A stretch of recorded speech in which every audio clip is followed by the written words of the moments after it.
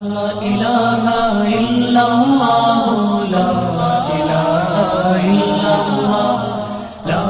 إله إلا الله لا إله إلا الله.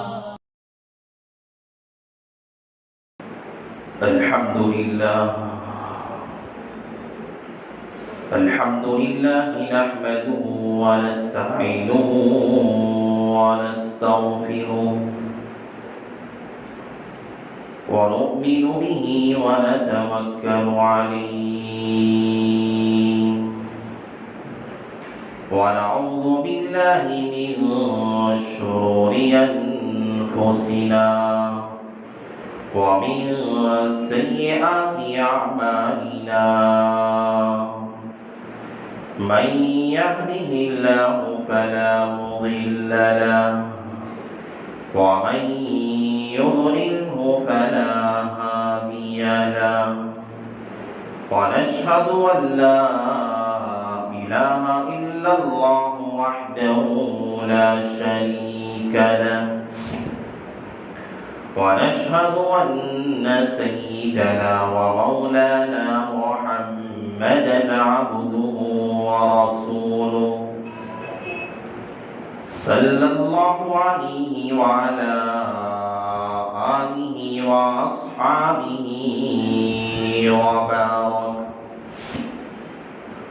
وبارك وسلم تسليما كثيرا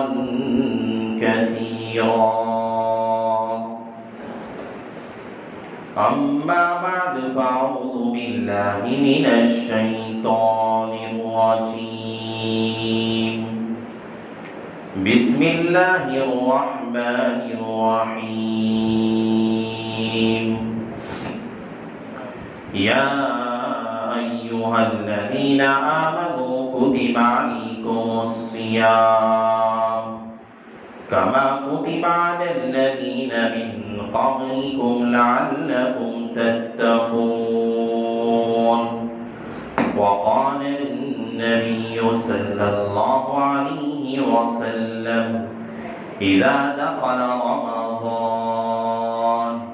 فتحت أبواب الجنة وغلقت أبواب جهنم وسلسلة الشياطين أو كما قال النبي عليه الصلاة والسلام رب اشرح لي صدري ويسر لي أمري واحلل عقدة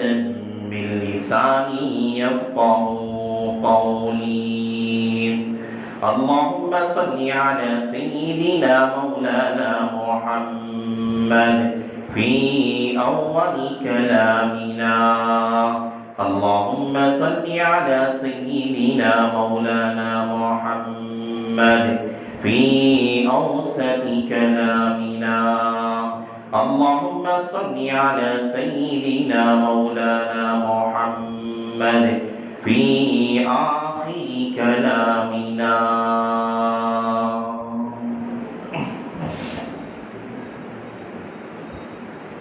معزز سامعین کرام سامنے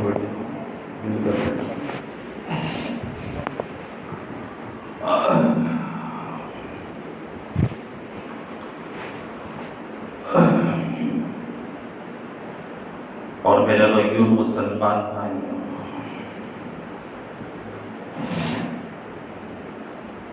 اللہ تعالیٰ نے اپنی مخلوقات کے اندر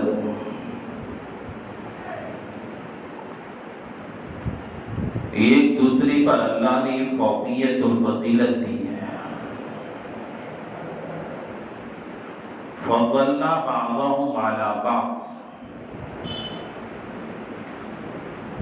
اللہ نے ایک دوسرے کا مرتبہ برابر اور یکساں نہیں رکھا.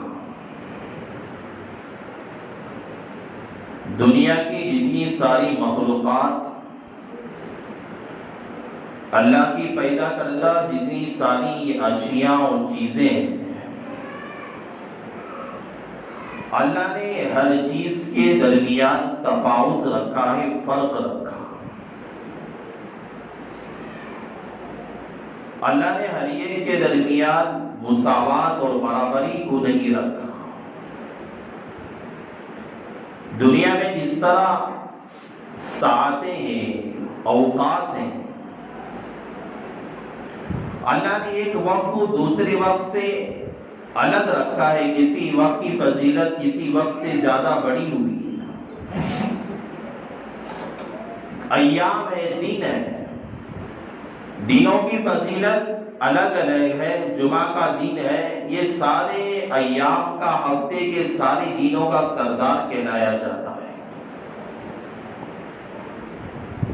مہینوں کی جہاں بات آتی ہے، جس طرح جگہ ہیں، مقامات ہیں، مسجد اللہ کا گھر ہے، دیگر زمینیں بھی اللہ کی جگہ ہیں، اللہ کی بنائی ہوئی زمینیں ہیں۔ آدمی جتنا بھی بہترین مکان تعمیر کر لے، بہترین بنگلہ اور عمارتیں تعمیر کر لے، لیکن کسی جگہ خدا کے گھر کی بنیاد ڈالی جائے، جھوپڑ پٹی ہی کیوں نہ ہو، وہاں معمولی سا ایک چھت ڈالا گیا ہو، وہاں اللہ کی یہ عبادت کے لیے ایک عبادت گاہ بنائی جائے، وہ جگہ لاکھوں کروڑوں روپیے جس جگہ جس عمارت پہ خرچ کی گئی ہے، اس عمارت سے لاکھوں درجے افضل ہو جاتی ہے بمقام اس کے جہاں لاکھوں روپیے خرچ کیا گیا تھا، بس اللہ کی عبادت کے لیے خاص کسی جگہ کو متعین کرنے کی وجہ سے۔ دیکھیے جگہ مکہ المکرمہ، مدینہ المنورہ، دیگر سارے شہروں سے اس کی فضیلت سب سے زیادہ بڑی ہوئی ہے۔ تو اللہ نے جو مہینے رکھے ہیں، 12 مہینے، اللہ تعالیٰ نے اس کی فضیلتوں میں سب سے زیادہ اعظم اور اکبر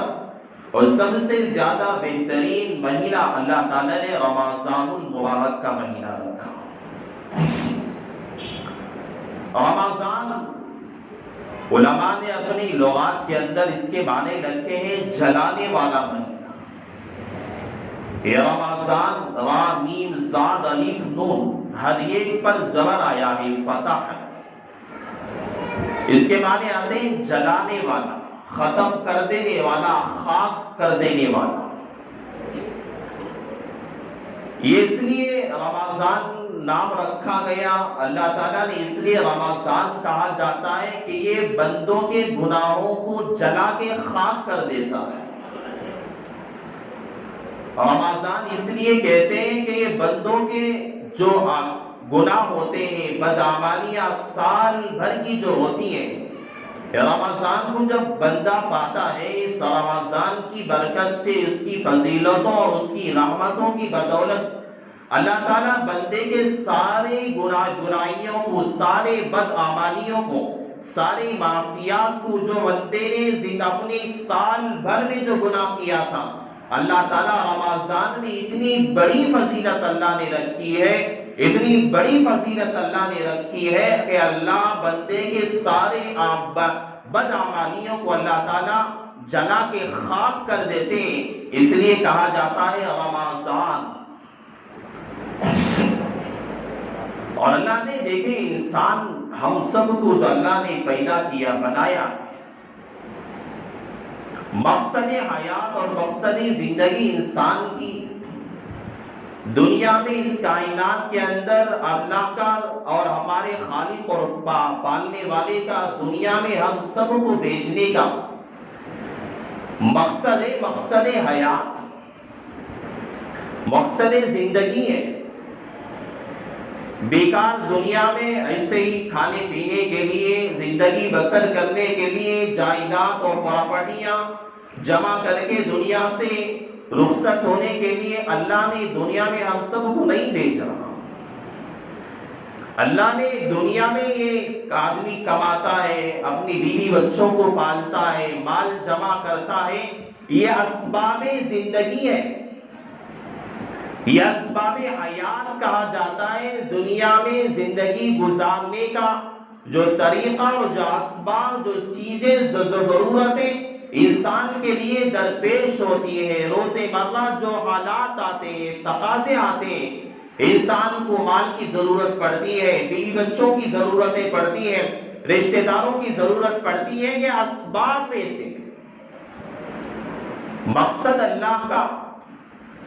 اللہ تعالیٰ کا انسان کو دنیا کے اندر بھیجنے کا مقصد یہ عبادت ہے اللہ کی۔ بندہ اپنے خالق اور اپنے مالک کو پہچاننے والا بنے، اپنے اللہ کو صحیح اللہ کی معرفت حاصل کرنے والا بندہ بنے۔ اللہ نے دنیا میں اس لیے بھیجا، اور ہماری زندگی کا 50 سال 70 سال 80 سالہ جو زندگی ہے، یہ زندگی انمول زندگی ہے، یہ سونے سے بھی زیادہ، جواہرات سے بھی زیادہ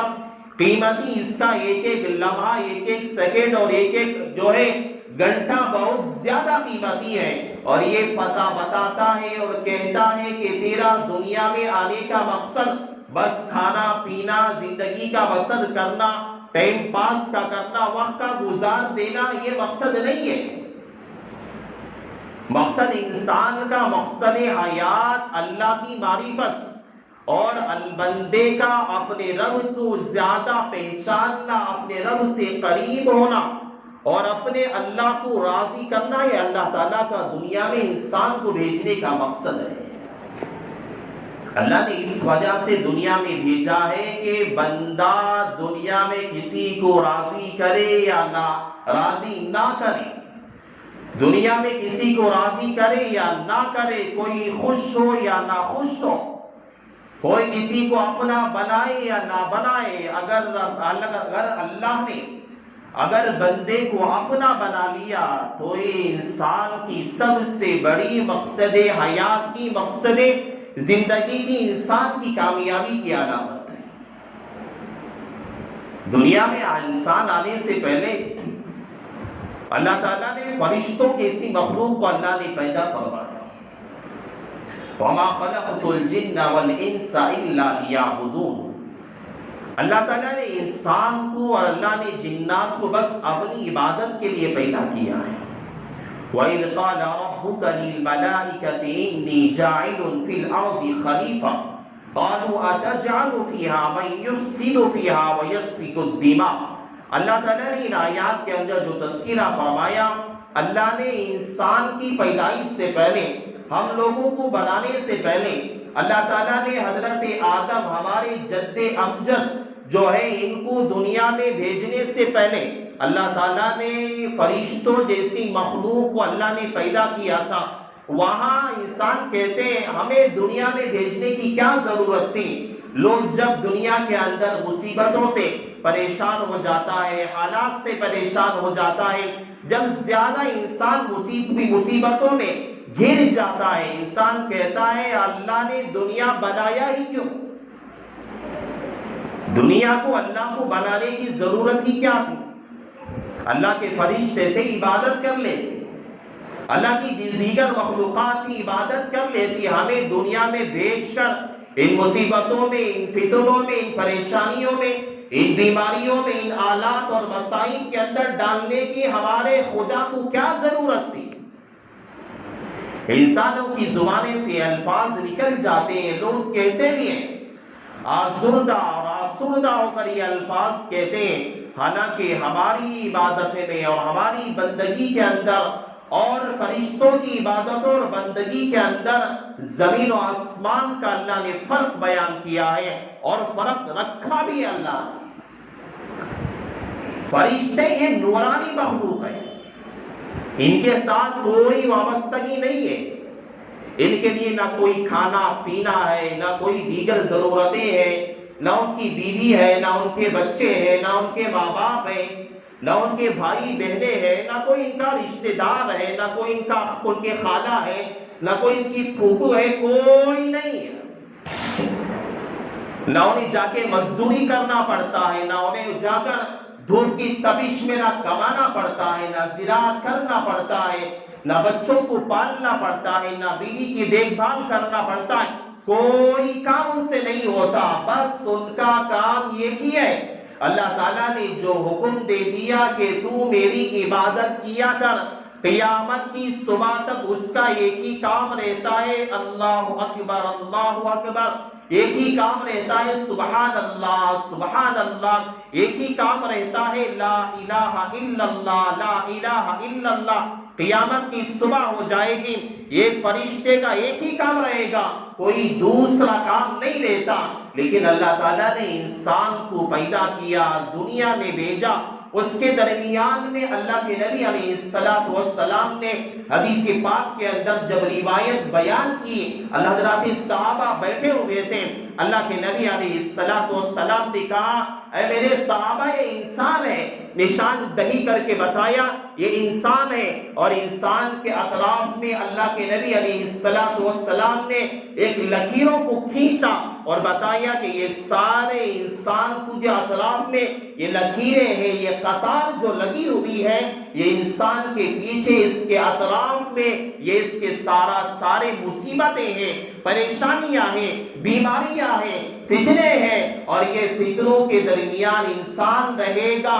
اور وقت پڑے گا بیوی کو پالنے کا، وقت آئے گا اللہ کی عبادت کرنے کا، وقت آئے گا اللہ کو راضی کرنے کا، وقت آئے گا مسجد کو آباد کرنے کا، وقت آئے گا روزہ کے رکھنے کا، وقت آئے گا نمازوں کی پابندی کے کرنے کا، وقت آئے گا تراویح کی پابندی کرنے کا، وقت آئے گا اپنے ماں باپ کے حقوق کے ادا کرنے کا، وقت آئے گا اپنے رشتہ داروں کے ساتھ اچھا سلوک کرنے کا، وقت آئے گا اپنے بھائیوں کے ساتھ ہمدردی کا معاملہ کرنے کا، وقت آئے گا اپنے دوستوں کے ساتھ حسن سلوک کا برتاؤ کرنے کا۔ اللہ نے کہا کہ جب یہ بندہ اور اللہ کے نبی نے کہا، یہ حدیث بیان کر کے بتایا کہ فرشتوں کے درمیان اور انسان کے درمیان ایک ہی فرق ہے کہ انسان ساری مصیبتوں میں گھیرا ہوا رہتا ہے، رمضان بھی آتا ہے، انسان کے ساتھ حالات ہوتے ہیں، روزہ رکھ کر وہ عبادتیں کرتے ہوئے بھی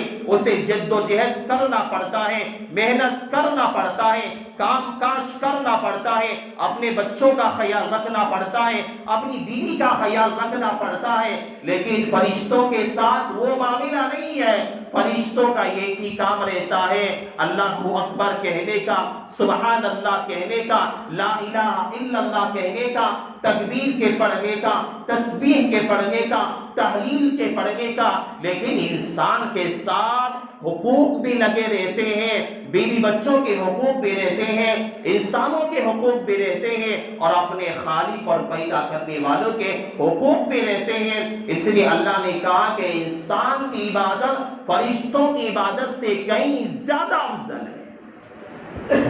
اس لیے انسان کا مرتبہ سب سے بلند ہے۔ اللہ تعالیٰ نے رمضان کا جو مہینہ ہمیں دینے والا ہے، آنے والا ہے، کون پتہ نہیں آنے والے رمضان ہو سکتا ہے اس کی زندگی کا یہ آخری رمضان ہو جائے۔ میں نے شعبان میں بھی کہا تھا یہ لیسٹ تیار ہو چکی ہے، لیسٹ تیار ہو چکی ہے، اللہ نے تیار کر چکا ہے کہ رمضان اس کی زندگی کا آخری رمضان ہے۔ پتہ نہیں کون یہ رمضان کو ابھی چند دن باقی ہے، کون پانے والا بھی بنے گا یا نہ پانے والا بھی بنے گا، کس کی زندگی میں رمضان آنے سے پہلے ہی کون دنیا سے رخصت ہو کے چلا جائے گا، میرے بھائی کسی کو اس کا پتہ نہیں۔ یہ سوچنے کی بات ہے۔ اس لیے میرے حبیب پیغمبر علیہ السلام،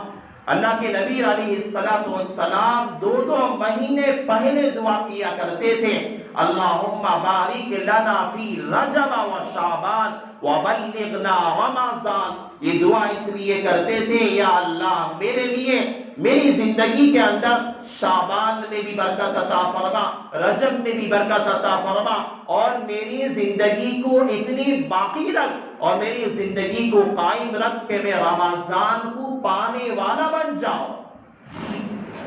حضرت شیخ الاسلام تقی عثمانی صاحب دامت برکاتہ العالیہ نے اس دعا کے متعلق حضرت لکھتے ہیں، یہ جب دعا اللہ کے نبی نے دعا کی کہ رمضان کے 2 مہینے پہلے دعا مانگی، اس سے بات آتی ہے انسان کے لیے اللہ سے یہ دعا کرنا کہ یا اللہ میری زندگی کو بڑھا دے، میری زندگی میں برکت عطا فرما، تاکہ میں زندگی کو نیک اعمال کے ساتھ گزاروں، اور گزار کر میں جب تیرے پاس آؤں گا نیکیوں کا انبار لے کر آؤں۔ اپنی عمر کی درازگی کی، لمبی عمر کی دعا کرنا تاکہ میں اپنی عمر لمبی گزار تیری عبادت میں گزار سکوں، یہ دعا کرنا حضرت شیخ الاسلام کہتے ہیں یہ دعا کرنا انسان کے لیے جائز ہے۔ اس کے برخلاف یہ بات بھی درمیان میں آ گئی، دعا سے متعلق میں ذکر کر دیتا ہوں۔ اس کے برخلاف یہ آدمی کا کہنا کہ آدمی جب انسان میں نے کہا تنگ آ جاتا ہے، زندگی سے مایوس ہو جاتا ہے، اکثر ایسے الفاظ عورتوں کی زبانوں سے نکلتے ہیں جب بے شوہر سے تنگ آ گئی، اپنے بچوں سے تنگ آ گئی، زندگی سے مایوس ہو جاتی ہے، کہتی ہے اللہ مجھے موت کیوں نہیں دیتا، مجھے موت کیوں نہیں آتی۔ بچوں سے جب عورت بیزار ہو جاتی ہے، ماں جب بیزار ہو جاتی ہے تو کہتی ہے اللہ مجھے موت نہیں دے رہا۔ یہ الفاظ کا کہنا کیسا ہے؟ حدیث میں آتا ہے یہ الفاظ کا کہنا، انسان کا موت کی تمنا کرنا یہ جائز نہیں ہے، موت کی تمنا کرنا یہ جائز نہیں ہے۔ حالانکہ کہتی ہیں عورتیں کہ یہاں سے کم اگر میں مر کے چلی گئی قبر میں جا کے تو کم سے کم ان لوگوں سے، بچوں سے یا دنیا والوں سے یا شوہر سے یا رشتہ داروں سے یا اپنے دشمنوں سے یا اپنی جو ہے قرضداری سے، اپنی بیماری سے، اپنی پریشانی سے کم سے کم چھٹکارا ملے گا، قبر میں جا کر میں آرام سے سوں گی۔ یہ اگر کہتی ہے، اگر کوئی آدمی کہتا بھی ہے تو سوچنا یہ چاہیے بھائی قبر میں جا کے سونے کے لیے تیاری کر کے رکھا ہے، قبر میں جا کر تو سونے والی ہے تو تو نے وہاں موت کی تیاری کے لیے توشہ تیار کر کے رکھا ہے کیا امان ہمارے پاس ہے؟ یہاں دنیا کی زندگی ہے، یہاں چند دن آئے آدمی پریشان رہتا ہے، چند دن خوش رہتا ہے، کبھی بچوں کی وجہ سے پریشانی، کبھی شوہر کی وجہ سے پریشانی۔ آدمی سوچنا چاہیے قبر میں وہیں جا کر آرام سے سو سکتا ہے جس کی زندگی صحیح طور پر گزری ہو، جس کی زندگی نیک اعمال کے ساتھ گزری ہو، وہیں قبر میں آرام سے سو سکتا ہے۔ ہم نے کبھی نمازیں نہیں پڑھی، کبھی ہم نے عبادت نہیں کی، کبھی ہم نے اللہ کو یاد نہیں کیا، کبھی اللہ کو راضی کرنے والے اعمال ہم نے کبھی کیے ہی نہیں، اور ہم جب تھوڑی پریشانی آتی ہے ہم کہتے ہیں خدا مجھے موت کیوں نہیں دیتا، کبھی اللہ مجھے موت دے گا میں قبر میں جا کر آرام سے سو جاؤں گا۔ یہ الفاظ و اسی وقت کہنا چاہیے جب آدمی کو اپنی زندگی کے نیک اعمال پہ اعتماد ہوگا۔ حالانکہ موت کی تمنا کرنا، ایسے الفاظ کا کہنا یہ درست نہیں ہے، غلط بات ہے۔ اللہ کے نبی علیہ السلام نے اللہ کو سخت منع فرمایا کہ اس طرح نہیں کہنا چاہیے۔ الغرض اللہ کے نبی علیہ السلام رمضان کے آنے سے پہلے دو مہینے پہلے دعا کیا کرتے تھے، یا اللہ میری زندگی کو باقی رکھ کہ میں رمضان کو پانے والا بنوں۔ ہم لوگوں کو بھی چاہیے ہر فرض نماز کے بعد دعا کیا کریں، پتہ نہیں ہماری موت ہو سکتی ہے، رمضان سے پہلے ہماری موت آ جائے، ہم دنیا سے رخصت ہو کے چلے جائیں۔ میرے بھائی اللہ نے جو رمضان کا جو مہینہ دینے والا ہے اور سال میں ایک مرتبہ دیتا ہے، اس کی وجہ ہم جانتے ہیں۔ حضرت مولانا ابو الحسن علی میاں ندوی رحمت اللہ علیہ نے اپنی کتاب میں بہترین توجیحات بیان فرمائی، اور ان میں سے ایک اہم توجیہ حضرت نے یہ بیان کی کہ انسان کو اللہ جو رمضان عطا کرتا ہے اس کی قدر اس طرح ہونی چاہیے، ہم لوگوں کی اس کی قدر معلوم نہیں ہوتی ہے، اس کی قدر اس طرح ہونی چاہیے بندہ پورے مہینوں میں، پورے 12 مہینوں کے اندر بندہ اپنے کام و کاج میں لگے رہتا ہے، اپنے کاروبار میں لگا رہتا ہے، اپنی ضرورتوں میں لگا رہتا ہے، اپنی فیکٹری میں لگا رہتا ہے، اپنے کارخانوں میں انسان لگا رہتا ہے، اپنے کام و کاج میں لگا رہتا ہے، دنیاوی لائن میں لگا رہتا ہے، اس کا دماغ، اس کے تفرقات، اس کے خیالات اور اس کا دماغ اور اس کے ہر جو ہے ذہن سب دنیا میں لگا رہتا ہے۔ اور اللہ تعالیٰ رمضان جو عطا کرتا ہے بندے کو، اس وجہ سے اللہ تعالیٰ بندے کو عطا کرتا ہے کہ سال بھر میرا بندہ 11 مہینوں کے اندر دنیا میں لگا ہوا تھا، دنیا کے پیچھے بھاگ رہا تھا، مجھے وہ بھول کر بیٹھا ہوا ہے، مجھے یاد نہیں کیا کرتا، مجھے بھولا ہوا ہے۔ اور جو میرا بندہ کمانے میں لگا ہوا مجھے بھولا ہوا ہے، اپنے کارخانے میں لگا ہوا ہے مجھے بھولا ہوا ہے، دنیا کی لائن میں لگا ہوا ہے مجھے بھولا ہوا ہے، بیوی بچوں کی پرورش میں لگا ہوا ہے مجھے بھولا ہوا ہے، رشتہ داروں کے تعلقات میں لگا ہوا ہے مجھے بھولا ہوا ہے۔ اللہ تعالیٰ رمضان اس وجہ سے دیتا ہے، جو بندہ سال بھر بھولا ہوا رہتا ہے، رمضان دے کر اللہ بندے سے کہتا ہے، اے میرے بندے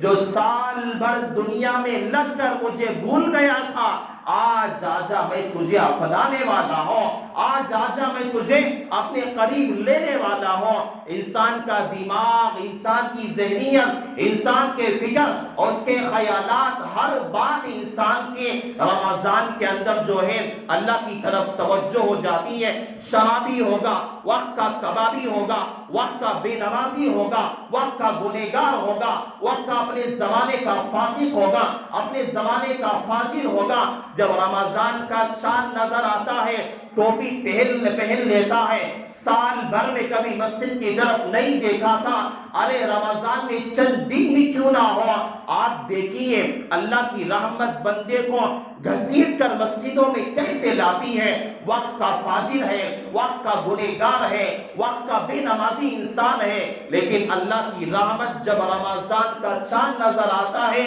وقت کے فاجر کے چہرے پر بھی ٹوپی نظر آتی ہے، وقت کے بے نمازی کے چہرے پر ٹوپی نظر آتی ہے، وقت کا جو فاسق آدمی ہوگا ان کے سروں پہ ٹوپی نظر آتی ہے، نماز پڑھتا ہوا نظر آئے گا، روزے رکھتا ہوا نظر آئے گا، اللہ کی عبادت کرتا ہوا نظر آئے گا۔ یہ اللہ کی رحمت بندوں کے ساتھ نہیں ہے تو اور کیا ہے؟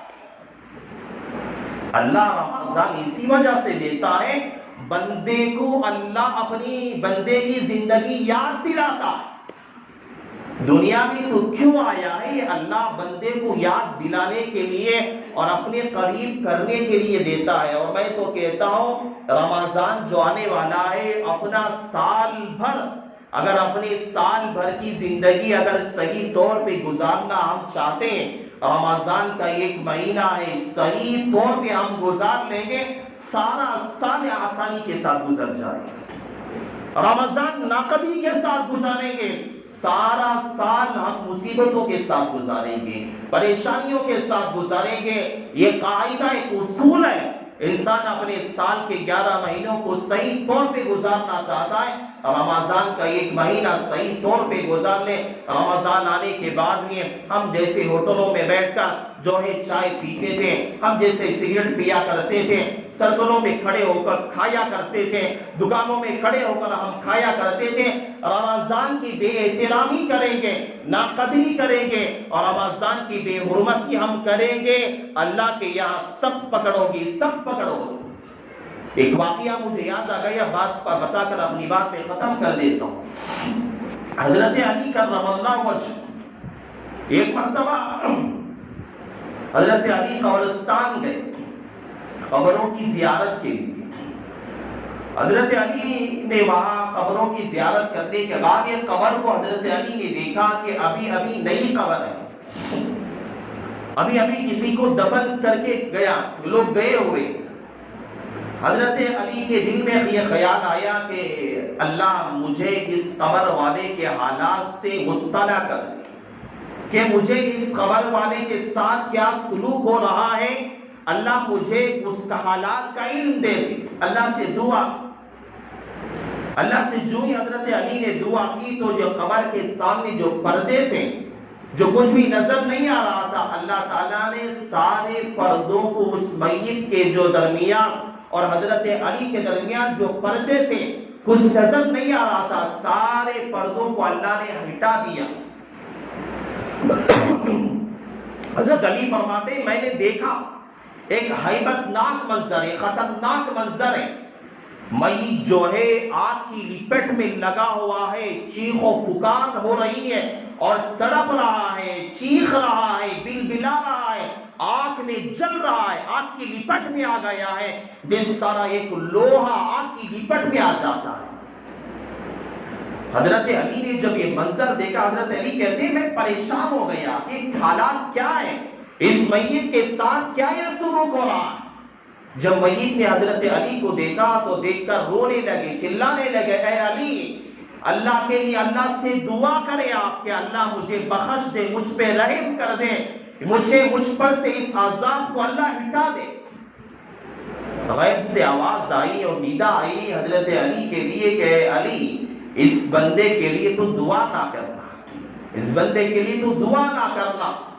یہ بندے کو میں ہرگز بخشوں گا نہیں۔ حضرت علی پریشان ہو گئے، اللہ یہ آواز لگا رہا ہے کہ اس بندے کے لیے تو دعا نہ کرنا۔ حضرت علی نے دیکھا کہ اور زیادہ وہ میت رو رہی ہے، اور زیادہ چیخ و پکار کر رہی ہے، تو اللہ تعالیٰ سے حضرت علی نے کہا کہ باری تعالیٰ آخر اس کا کیا گناہ ہے، آخر اس بندے کا کیا قصور ہے، اس بندے نے کون سا وہ گناہ کیا ہے آخر جو اس بندے کو تو معاف کرنے کے لیے تیار نہیں۔ تو اللہ تعالیٰ نے کہا کہ اس بندے کا گناہ یہ ہے اے علی، اس بندے نے یہ گناہ کیا، یہ گناہ کا ارتکاب کیا ہے کہ یہ بندہ اپنی زندگی میں رمضان کو پایا ہوا تھا، لیکن رمضان کو پانے کے باوجود بھی اس کا احترام نہیں کیا۔ رمضان کا مہینہ تھا، کھاتا پیتا تھا، گھومتا تھا، روزے نہیں رکھا کرتا تھا، رمضان کی بے احترامی کیا کرتا تھا، ناقدری کیا کرتا تھا۔ جو اس نے ناقدری کی ہے اس کا یہ عذاب ہے، علی میں سے بخشنے والا نہیں ہے۔ رمضان کی ناقدری کرنے پر اور آدمی صحت مند ہو کے، نوجوان ہو کے اور صحت مند کر طاقت رہتے ہوئے آدمی روزہ نہیں رکھتا ہے، اللہ نے ایسا عذاب اللہ نے تیار کر کے رکھا، قبر کے اندر آگ کی لپٹ میں انسان آ جاتا ہے۔